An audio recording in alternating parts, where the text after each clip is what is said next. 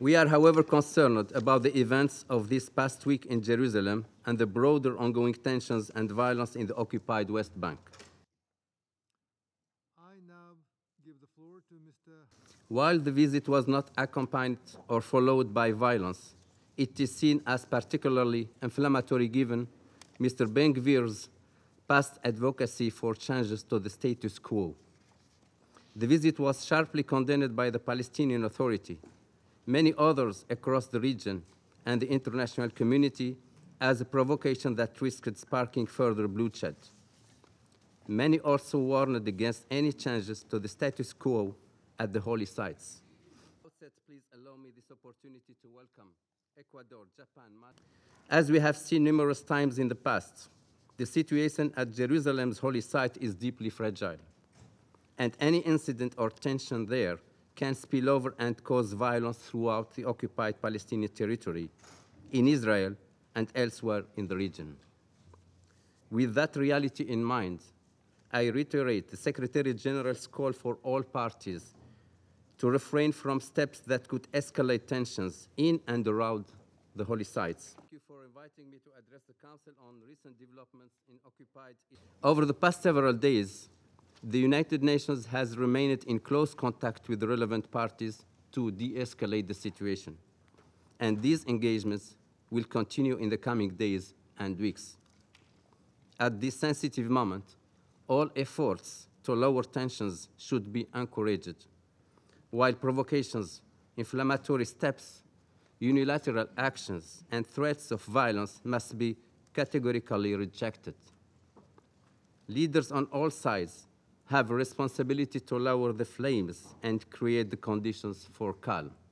I now give the floor to the members of the Security Council.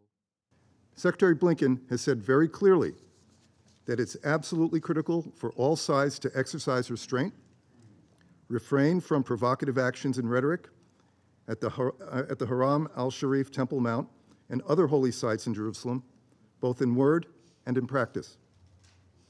In this spirit, we oppose any and all unilateral actions that depart from the historic status quo, which are unacceptable. And thank you, Assistant Secretary General Chiari, for your... La France exprime sa profonde préoccupation après la récente visite du ministre israélien de la Sécurité sur l'esplanade des mosquées le 3 janvier. Tout doit être fait pour éviter une escalade qui emporterait des conséquences graves sur le terrain.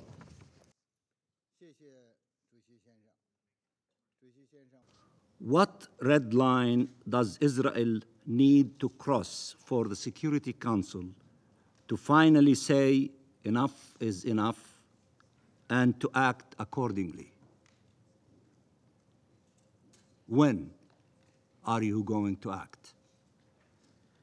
It has displayed utter disregard for the sanctity of Palestinian life, the sanctity of international law, and the sanctity of al-Haram al-Sharif.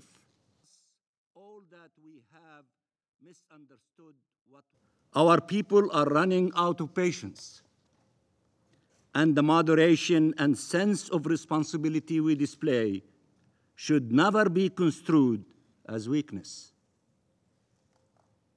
The record shows that Israelis' persistence on this path does not lead to surrender, but to uprising. Those committed to international law and peace must act now, not lament once the fire spreads beyond control. Previous practice in this regard.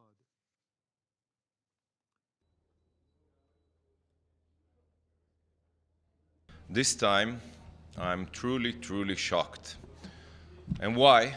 Because there is absolutely no reason that this emergency session today should be held. None.